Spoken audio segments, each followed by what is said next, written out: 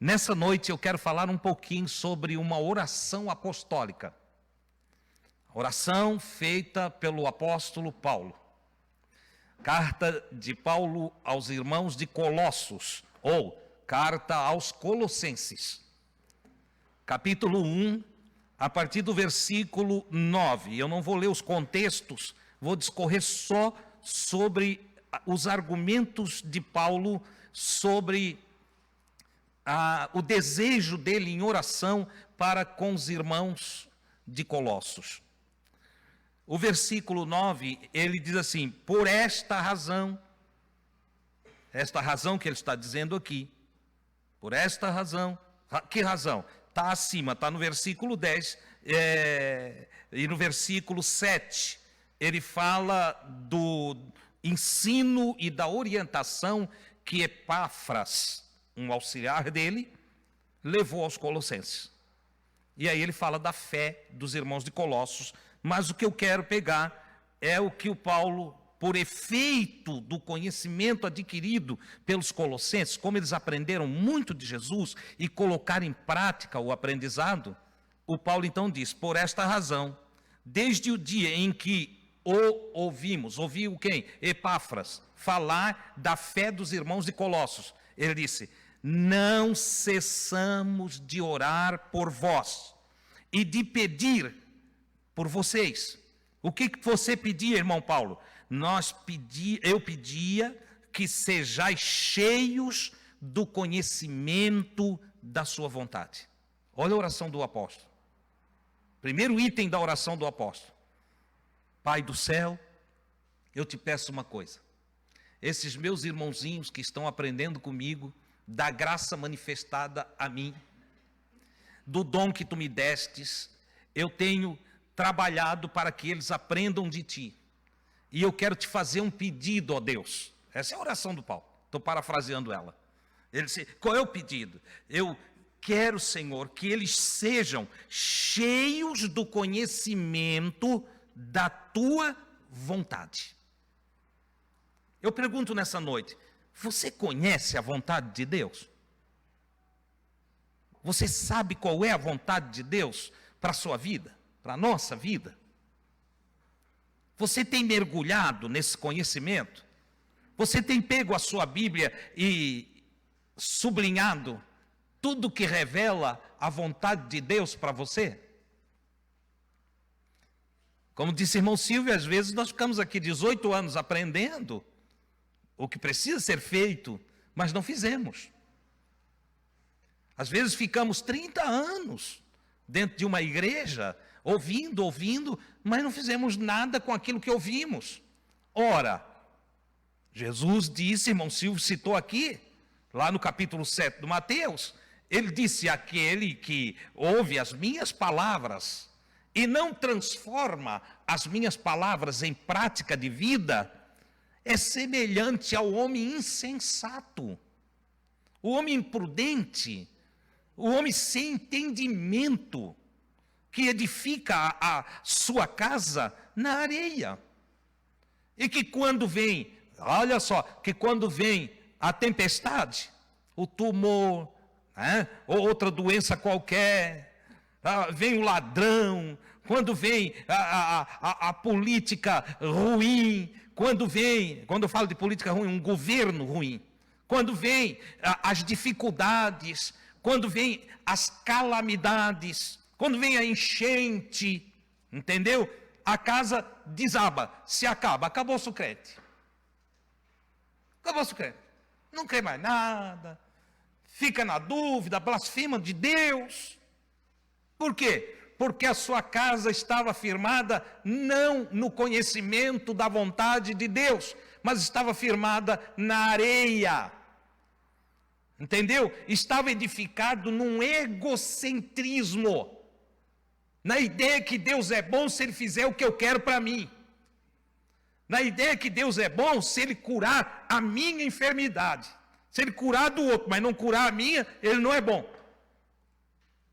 Na ideia de que Ele tem que proteger a minha família. Eu não estou nem aí se a família do outro está protegida ou não, desde que na minha casa ninguém entre. Então Deus é bom. Mas seria essa a vontade de Deus para nós, que nós o enxergássemos dessa maneira? Não é essa uma forma medíocre de olhar para um ser tão glorioso, tão excelente, tão magnífico quanto o Criador de todas as coisas? Não seria uma cegueira espiritual olhar para Deus dessa forma? Ora, amados, claro que seria uma cegueira. Claro que isso é falta de luz. E o Paulo,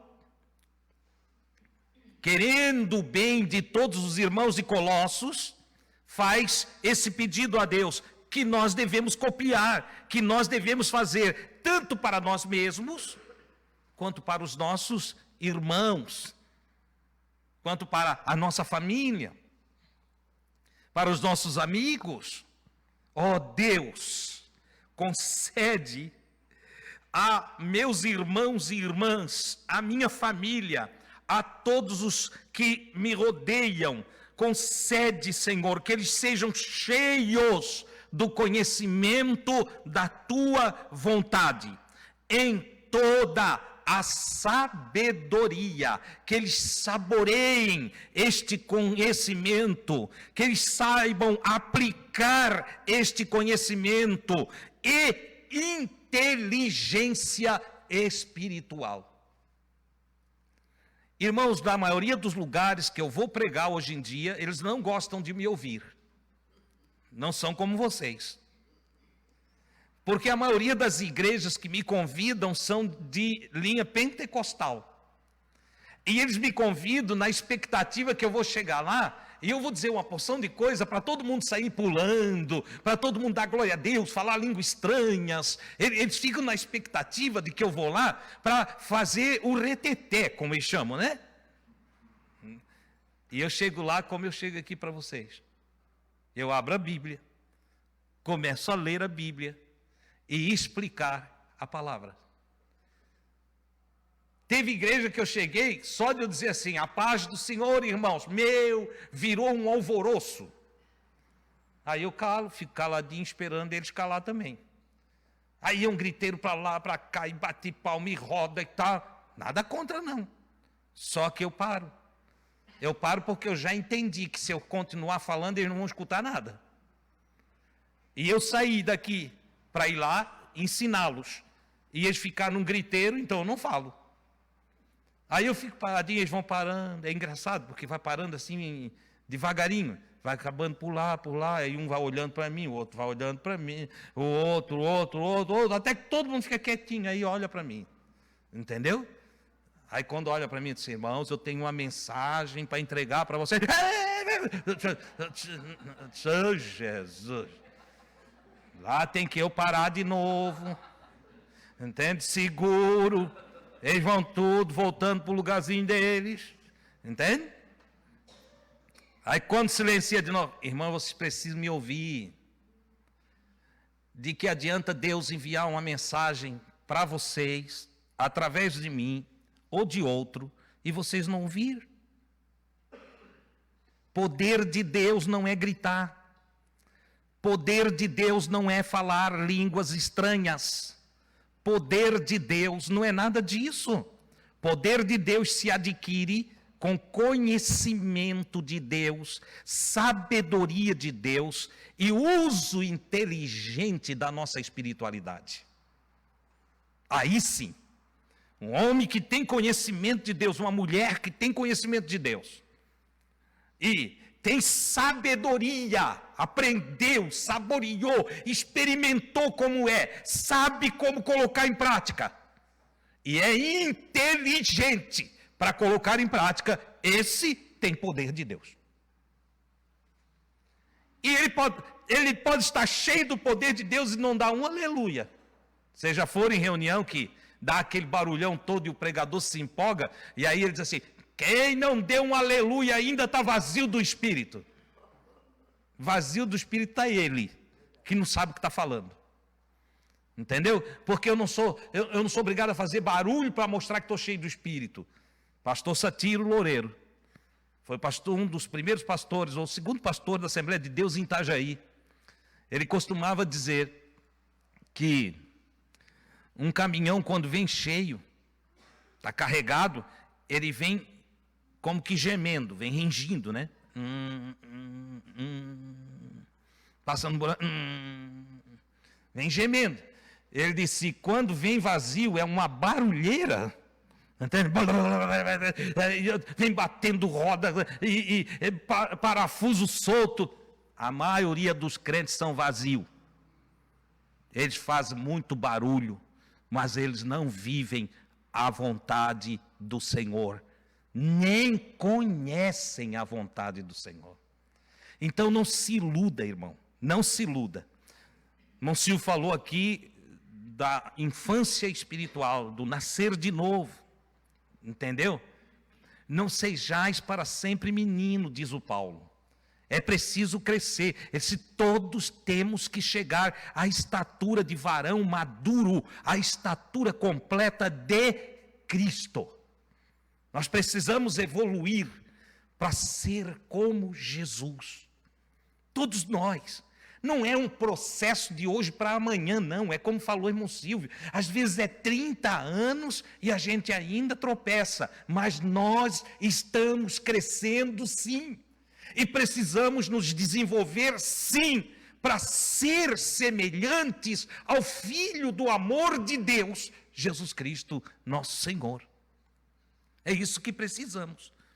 Ora, o Paulo continua e ele diz, ou seja, eu quero que vocês sejam cheios do conhecimento da sua vontade em toda a sabedoria e inteligência espiritual, para que possais andar dignamente diante do Senhor.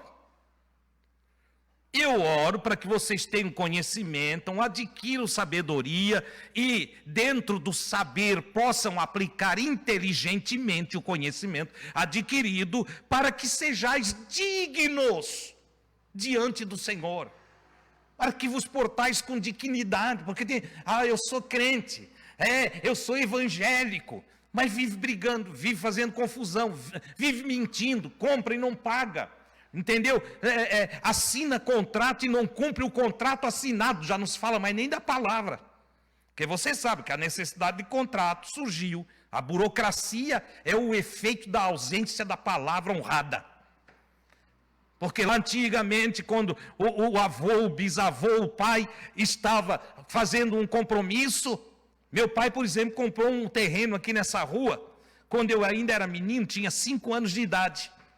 Sabe como é que ele comprou o terreno? Na honra, na palavra. Tantos pagamentos de tanto. Era 10 anos para pagar, e ele comprou e o homem vendeu para ele. Seu Adão, se o senhor fica com o terreno nessas condições, eu vendo. Não assinou um papel. Entendeu? Por causa, era o famoso fio do bigode. Entendeu? Aí ele honrou aquele compromisso até que quando não tinha um documento, terminou de pagar, foi lá, o homem assinou, que também não tinha um documento, foi lá, assinou a escritura para o meu pai. Honra. Palavra. Você entende? Hoje, o cara diz que é evangélico. Abre um bocão para dizer que é evangélico, porque parece que está na moda ser evangélico, né?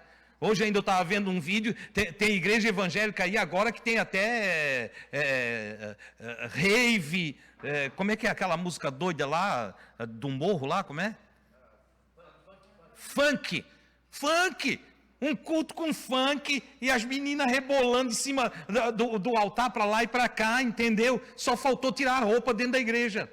Eu digo, isso aí é a ausência do conhecimento da vontade de Deus, ausência de sabedoria espiritual, a sabedoria que vem lá de cima, e ausência de inteligência para viver a proposta de Deus.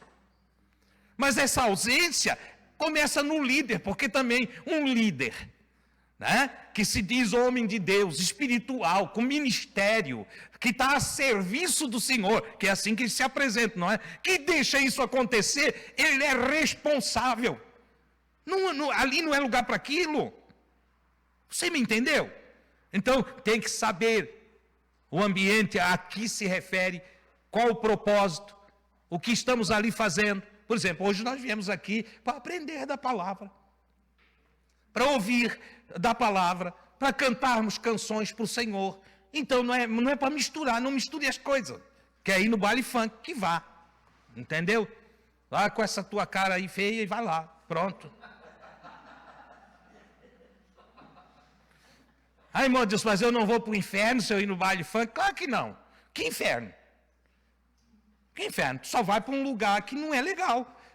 Entendeu? Tu pode sair de lá muito ruim, muito mal. Tu pode ter vários problemas lá.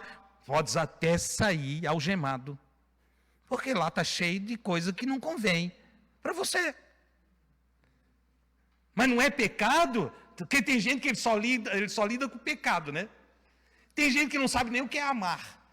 Ele não sabe o que é amar. Ele nunca pergunta assim, eu posso amar? Amar é liberado? Amar é bom? Tem gente que não pergunta assim, ele pergunta assim, isso é pecado?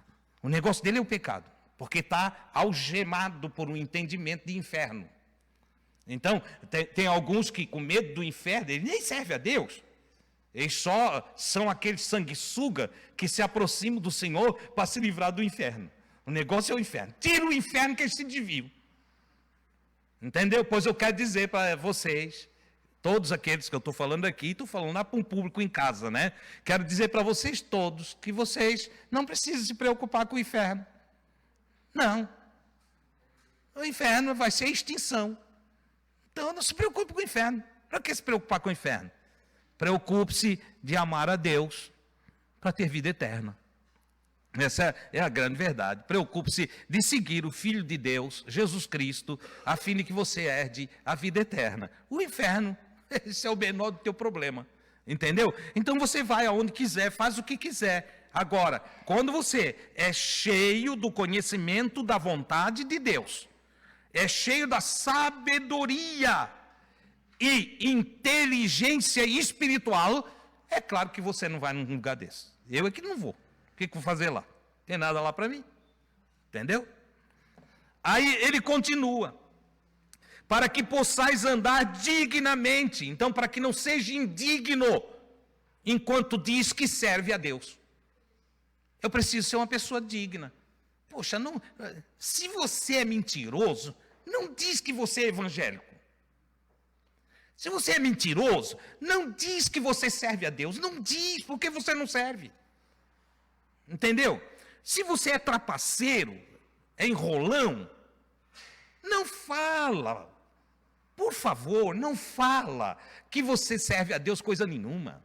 Entendeu? Não faz igual um amigo meu, cheio de atrapalhada, que veio contar para mim o testemunho que Deus agora ia fazer ele prosperar.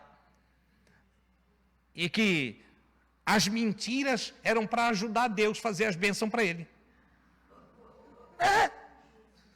Tem cara que, ele é maluco. Você entendeu? E o que eu conto de alguém que me pede para orar, para fazer uma coisa errada? Como tem aqui em Itajaí, o sujeito que foi lá para o pastor abençoar ele, que ia fazer um assalto. Não, alguns de vocês pensam que isso aqui é história da carochinha. Eu estou falando de coisa séria, irmãos. Não é à toa que tem um monte de escândalo relacionado à pregação do Evangelho. Entendeu? E o que dizer de pastores sem entendimento, sem inteligência espiritual, sem sabedoria divina, sem conhecimento do Senhor, não temendo a Deus, porque quem tem conhecimento de Deus teme a Deus.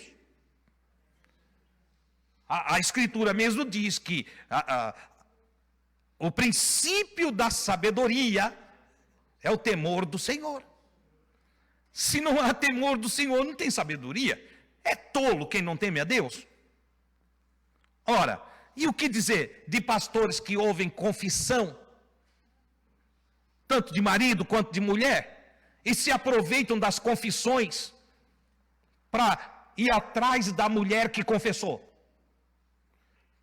Para chantagear o enfraquecido, o que errou.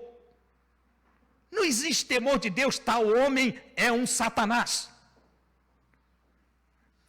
Tal pessoa é diabólica. É o próprio diabo em ação em atividade, e isso se fazendo de ministro de Deus. Como escreveu o apóstolo, e disse que alguns se travestem de anjo, e aí os irmãos pensam que é um anjo lá no céu.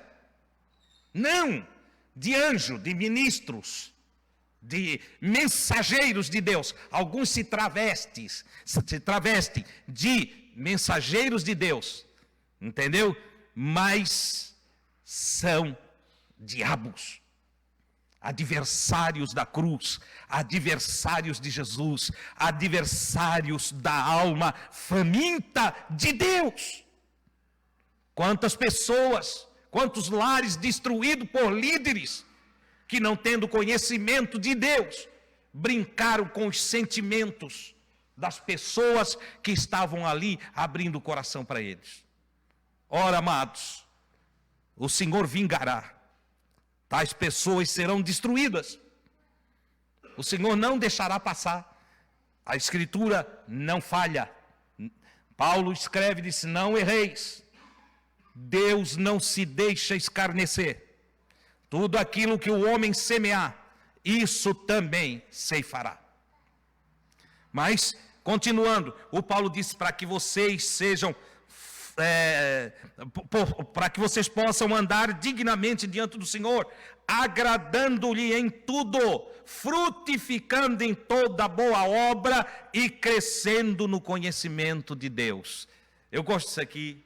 O Paulo diz: eu oro para que vocês tenham conhecimento de Deus, sabedoria de Deus, que aplique inteligentemente a condição espiritual, ao ponto de vocês serem praticantes das boas obras, as obras de Jesus, para que vocês andem na vida como Jesus andou, fazendo o bem, cheios do Espírito Santo de Deus, tá? E aí ele continua: a fim de que dessa maneira, dessa forma, vocês frutifiquem enquanto crescem em mais conhecimento de Deus, porque Deus é infinito, ilimitado. Nós vamos ter sempre mais para conhecer de Deus. É tolo quem pensa: não, eu já aprendi isso aí, eu já sei isso aí, eu já ouvi isso aí. Peraí, o que tu conhece? Ouvir, qualquer um ouviu. Os nossos políticos, quando chegam em tempo de campanha, eles viram católico, espírita, candomblessista, evangélicos, protestantes, e eles citam Bíblia para lá e para cá. Entendeu? Nunca esqueço quando um candidato aqui de Itajaí foi na igreja Assembleia de Deus, na sede da Assembleia de Deus em Itajaí, e chegou lá, os crentes tudo dando aleluia, glória a Deus, uns derramavam lágrimas da pregação dele. Ele era ateu. Mas ele tinha conhecimento do livro. Ele tinha conhecimento do livro. Ele usou lá, citou 3, 4 versículos e falou, mas era ateísta. Estavas lá, Silvio? Entendeu? Não é. Eu nunca esqueço, eu digo, e a pastorzada sem discernimento, tudo ocupando os púlpitos, tudo engravatado, né? Eles gostam, né? Tudo de colarinho branco, que são ladrão também. Eu estou falando aqui diretamente, quem quiser que me processe, entendeu? Vai estar lá no YouTube que eu estou falando aqui. Eu não estou falando mentira, ele sabe que eu não estou falando mentira, entende? Então, quando vocês ouvem falar em crime de colarinho branco, vocês lembram de quem? De político, né? Eu lembro de pastor. É verdade. É verdade, porque do meio político eu não sou, nunca tive lá, não vi, não entende? Só ouço, mas também não tenho mérito, não tenho condição de entrar no mérito. Eu não estava lá, não vi, mas eu vi o outro lado. Eu estava lá. Eu vi, eu participei. E eles que vão e me processem. Você está entendendo? É que eles vão ouvir, isso vai chegar lá neles. Alguns não querem nem mais ver eu. Eles têm por mim o amor que Nero tinha pelos cristãos de Roma. Se eles pudessem me queimar vivo, eles me queimariam, né? Essa é a grande verdade. Então, é a verdade. Mas é isso aí. Por que o que mais pega todos os minutos de reunião das igrejas evangélicas atuais, com raríssimas exceções, pega todos os minutos, soma tudo, vê quanto foi falado de Jesus e quanto foi falado de dinheiro. Aí depois você separa e diz, o que se fala mais lá? Dinheiro ou Jesus? E Jesus, incrivelmente, há 2000 e tantos anos atrás, já disse, não podeis servir a dois senhores. Não tem como amar dois senhores, nem servir a dois senhores. Se amais a Deus, não podeis servir a Mamon. Se amais Mamon, para quem não sabe, Mamon é o Deus dinheiro. A riqueza, o dinheiro, entendeu? Se amais a Mamon, não podeis servir a Deus. São incompatíveis. Não dá para servir, ou há de agradar mais um, e menos o outro, ou mais este, e menos este aqui. É assim, Jesus já avisou. É o que temos hoje, ok? Mas o Paulo dizia, eu oro. No meio disso tudo, eu oro. O que tu ora, irmão Paulo? Para que vocês tenham conhecimento, para que vocês tenham sabedoria, que tenham inteligência espiritual, para que possais andar dignamente, não desonrando o nome do Senhor, não fazendo iguais estes que andam errado, não agindo dessa maneira que contraria o Evangelho, mas antes frutificando em toda boa obra e crescendo no conhecimento de Deus. Olha só. Frutificando em toda boa obra, cada dia melhor, cada dia melhor, cada dia melhor, cada dia mais equilibrado, cada dia mais evoluído, cada dia aprendendo a andar, cada dia andando, dando passos mais firmes, mais objetivo, mais seguro, cada dia, ao invés de desanimar diante de todas essas atrocidades, cada dia renovado no Senhor e na força do seu poder. Aleluia, cada dia mais animado para ser diferente, cada dia mais encorajado para fazer a diferença, cada dia mais glorificando o nome do Senhor na terra.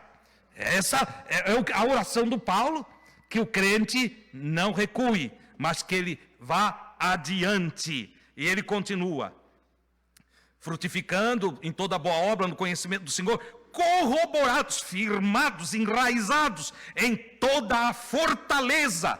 Que coisa, que oração tremenda, né? É uma oração profunda. O Paulo diz, irmãos, eu oro, para que vocês sejam firmados cada vez mais, arraigados, enraizados, corroborados, ele usa a palavra, em toda a fortaleza, segundo a força da glória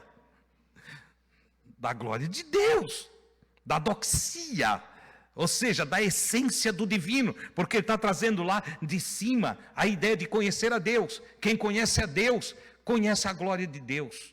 E a glória de Deus, o que é? É o que inicia dizendo aqui, a glória de Deus está em sua bondade, em sua misericórdia, está em sua graça, a glória de Deus está em seu amor, a glória de Deus está em sua paciência para conosco, a glória de Deus está em sua longanimidade, que aguarda o tempo certo de nós frutificarmos.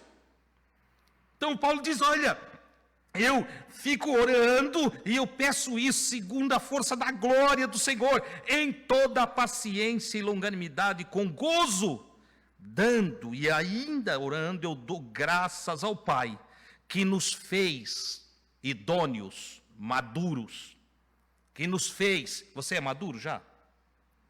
Você é maduro espiritualmente? Você entende que você não consegue viver sem Deus? Você já parou para pensar que Deus é a base da sua vida? Que seja um dia bom ou um dia mau, porque tem maus dias. Tem.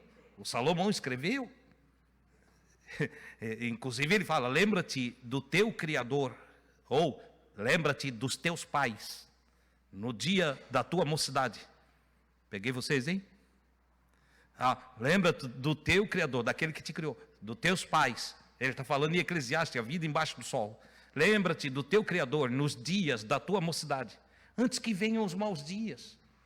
e venhas a dizer: não tenho contentamento, que não queiras mais envolvimento, que não queiras mais estar cuidando, estar ali junto, não queiras mais, tu mesmo já não tem energia para dar assistência, antes que venham os maus dias. Então, dando graças ao Pai que nos fez idôneos para participar da herança dos santos na luz, nos fez maduros para participar da herança de todos os santos, todos os tempos, de todos os séculos, de todas as nações, de toda a terra, os santos, todos têm uma herança. E a herança dos santos é na luz, não é nas trevas. Não somos para viver em treva. Não, a herança dos santos é em esclarecimento, é em sabedoria, é em conhecimento, é em inteligência. A herança dos santos está arraigada a um ser nascido de novo, que é uma nova criatura em Cristo Jesus, e que já não anda mais segundo a carne, não é mais impulsivo, não é mais dominado, escravizado pelos desejos da sua carne, não, mas que agora é inteligentemente guiado por sabedoria e ciência espiritual. Ele vive no Espírito, e para tal criatura não há condenação. Por isso Paulo escreveu: já não há condenação para quem está em Cristo Jesus e que não anda segundo a carne, mas segundo o Espírito de vida em Cristo. Que coisa maravilhosa, irmãos, é extraordinário. Então o Paulo disse: a minha oração é essa, e eu quero dizer para vocês, eu tenho orado por vocês. Vocês oram por mim?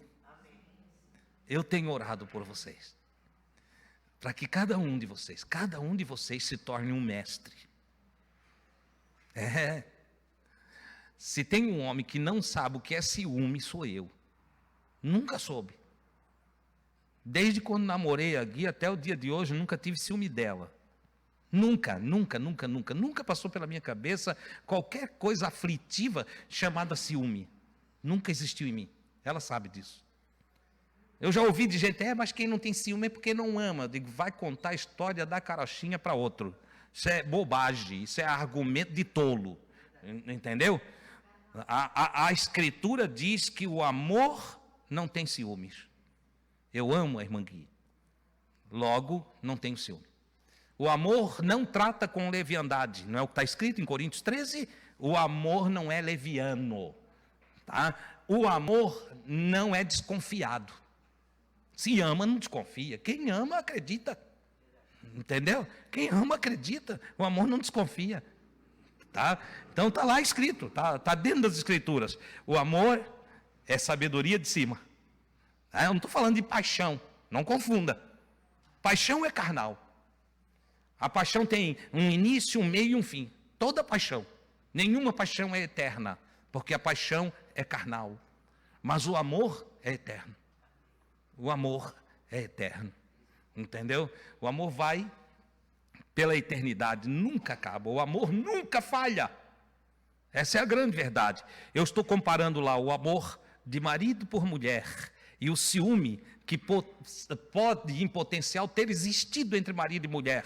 Entendeu? Para dizer que eu não tenho ciúme nem nessa área, quanto mais na área espiritual, de ver vocês me ultrapassando como mestres da palavra.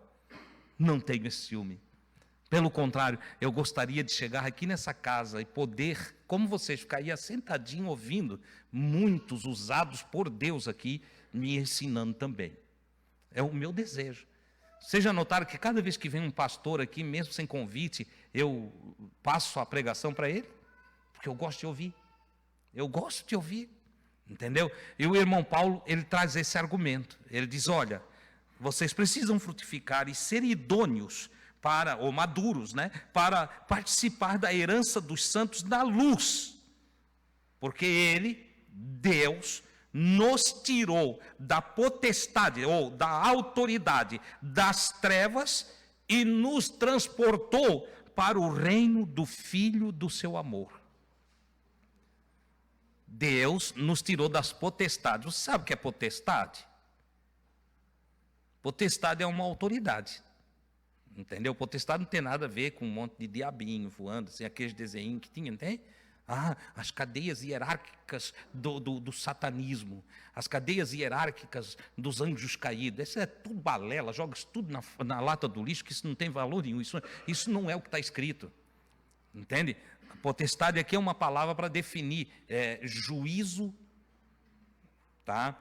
Que eu faço de mim mesmo e das coisas das coisas que vou praticar.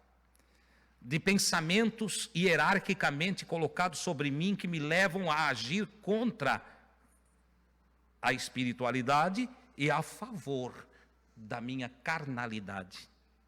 Então, quando ele fala de potestade aqui, ele diz que ele nos tirou da potestades das trevas. Eu pergunto, Deus tirou você lá do inferninho? Ele encontrou você lá no meio de uma nuvem de diabinhos? Foi assim? Não. E como é que ele te transportou das trevas para a luz? Estão pensando aí? Como é que esse transporte se deu? Você foi trasladado como Filipe, lá de uma escuridão que você vivia, numa cegueira total, e foi trasladado assim para um lugar que agora tem luz? Não, né? Estou fazendo você pensar, tá? Estou fazendo você pensar. Não, se deu tudo aqui dentro de você. Toda mudança em você se deu dentro de você. O transporte de treva para a luz se deu aqui dentro. Um dia você disse, eu vou servir a Deus. Eu vou seguir o caminho de Deus. E aí você escolheu seguir a luz. E Deus te ajudou a sair do mundo tenebroso, dos seus sentidos, dos seus impulsos, do seu lado instintivo, dos desejos da carne. Foi isso que aconteceu, entendeu? Então ele nos tirou da potestade das trevas, ele nos tirou da ignorância, ele nos tirou da visão mundana, ele nos tirou da visão carnal e nos transportou para o reino do Filho do seu amor. Jesus é o Filho do amor de Deus, não é? Este é o meu Filho amado em quem eu tenho prazer. Não foi a voz que ecoou, dizendo de Jesus? Este é o meu Filho amado em quem eu tenho prazer. Ser transportado para o reino do Filho de Deus, Jesus, é passar a viver do modo que Jesus viveu. É conhecer a vontade de Deus, é ter sabedoria de Deus e usar a inteligência para praticar a palavra de Deus. Esse é o segredo. Isso aqui é esse transporte que se deu. Então, a potestade que nos dominava, qual era? Os sopros dos instintos, os desejos da nossa carne, entendeu? Eu tenho um amigo que eu estou tentando trabalhar ele, que ele ainda não sabe nada de Jesus, mas ele chegou perto de mim dizendo que é um cristão. Eu não o conhecia, conheci recentemente, e ele chegou dizendo, não, eu sou um cristão também, eu dou dízimo, né? Porque a maioria dos cristãos, tudo que sabe é dar dízimo, mais nada. Eles acham que compram o Senhor, né? Por isso que tem um monte de vendedor no templo, porque tem uma turma de crente que não sabe nada e eles querem comprar a salvação, querem comprar o lugarzinho no céu, querem comprar a saída do inferno, querem comprar até a proteção contra o Satanás na esquina, e vai por ali afora e todo mundo paga. Entende? A turma paga com prazer. Entendeu? Então ele não entende nada espiritualmente a saída das trevas para a luz. E aí ele está conversando comigo, olha, Deus está ajudando, porque agora, esse mês, Deus isso, Deus aquilo, Deus aquele outro, e aí de repente passa uma menina. Aí a cabeça dele, qual um imã, né? Foi para a menina, e ele disse assim, coisa linda, não, Adilson? E eu fiquei quieto. Daqui a pouco passou outra mulher. Ele disse, rapaz, olha, o que tu acha de nós ir num lugar aí para conversar a respeito disso aí, ó? Eu disse, tu não é casado, não? Sim, eu sou casado, mas o que tem? Eu disse, tu não serve a Deus? Não acabaste de dizer para mim que tu é um cristão? Sim, sim, eu sou cristão, eu sirvo a Deus, eu sou casado. Eu disse, rapaz, cria vergonha nessa cara, vai viver para tua mulher. Ou tu acha que isso é ser cristão? Tu não sabe nada de cristão. Tu te convertesse quando? Aí começamos a conversar. Resultado, irmão, ele não era nada. Ele era um homem em treva. Ele nem sabe que viver só para a esposa dele é ter uma vida feliz. Ele não sabe, ele acha que felicidade é como um cachorro, entende? Andar na rua, entende? Em função de sexo. É um instinto animal. Você entendeu? Ele se acha mais homem do que os outros se sair com todas as meninas da rua. Mas o imbecil não sabe que isso não dá prazer. Que esse prazer é efêmero, que passa, e que daqui a pouco, ali quando ele estiver na sua velhice, quando vierem os maus dias, ele não tem ninguém para cuidar dele. Entendeu? É a idiotice total. E é nesse aspecto que o Paulo está dizendo, que Deus transportou os irmãos de Colossos das trevas, porque isso é viver em treva. Treva é sinônimo de ignorância. Ignorância é sinônimo também de tolo. Entendeu?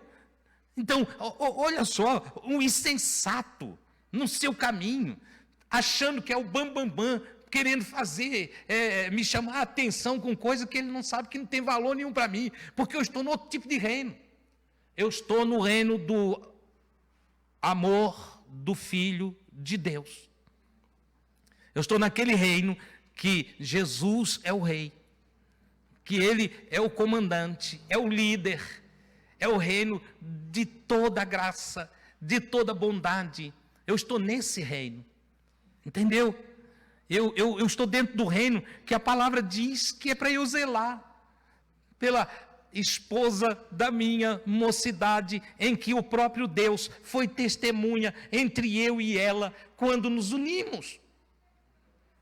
A primeira decisão da união entre nós foi testemunhada por Deus. Era papo entre eu e ela, e Deus estava ali, e o escritor bíblico diz, ele é a testemunha da mulher da tua mocidade. Aqueles irmãos que não tiveram a felicidade de encontrar Deus dentro de um processo lá no início da sua juventude, e que tiveram a infelicidade de ter que reconstruir as suas vidas, que tiveram que deixar o seu cônjuge, que não houve mais compatibilidade, que andaram, que erraram, que infelizmente não conseguiram entender o caminho da vida ensinado por Jesus, mas que agora tiveram a oportunidade, a graça, a misericórdia, a longanimidade do Senhor, os trazendo para o conhecimento do reino do Filho do amor de Deus. Não deve mais também usar dessa maneira, fazer desse jeito. Nossa linguagem é outra, nossa maneira de olhar é outra. Ah, irmão, mas quando passa uma mulher, tu não olha? Claro que eu olho. Claro que eu olho. Não tenho nenhum problema com a minha masculinidade. Não, graças a Deus. Eu olho sim. Só que o meu olhar não é de cobiça. O meu olhar não é cobiçoso. Eu olho como tudo que olho diante de mim. Os meus olhos são bons.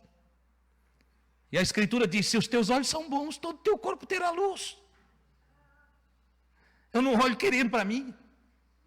Eu sei, como disse Jó, no livro de Jó, nós encontramos um texto em que, dentro da psicologia de Jó, está escrito, eu fiz um concerto com os meus olhos. Como o colocarei sobre uma virgem?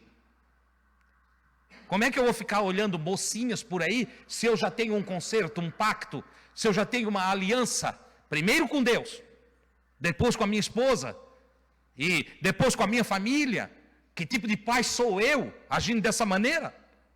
E isso é para os filhos das trevas, é para os filhos da ignorância, é para os tolos, não é para mim. Eu fui iluminado, eu recebi a palavra do Senhor, eu conheço Jesus, a luz do mundo, eu conheci, eu sirvo a Ele, a minha vida tem outros propósitos, eu adquiri conhecimento que vão para além do conhecimento e da ciência desse mundo, e adquiri sabedoria que não veio de baixo, veio de cima, desceu do alto, ela é sabedoria de Deus, louvado seja o nome do Senhor.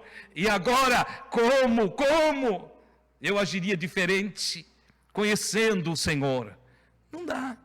Então, amados, a oração do apóstolo é uma oração profunda, maravilhosa, e que eu entendo que o Pai do céu traz os efeitos dessa oração também sobre nós nessa noite. Creio que, pela vontade do Senhor, estamos tratando desse assunto hoje à noite aqui. Oração, diferente de pedir dinheiro, diferente de pedir proteção, diferente de pedir cura, diferente de pedir abertura de portas. Uma oração que nos coloca no centro do poder de Deus para uma vida vitoriosa, uma vida bem-sucedida.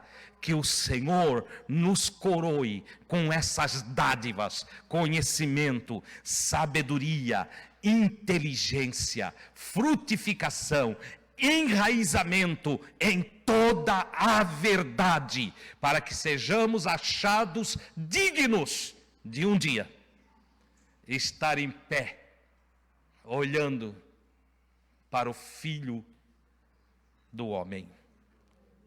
Glória a Deus, um dia olhar Jesus como Ele é, e que a glória que sobre Ele se apegue em nós. Como diz João o apóstolo, nós o veremos assim como Ele é, e como Ele é, nós seremos. Oh, glória a Deus, que o Senhor te ajude, que o Senhor dia após dia te fortaleça, que o Senhor dia após dia faça você e eu crescer para louvor da sua glória. Amém, queridos? Queiram estar em pé.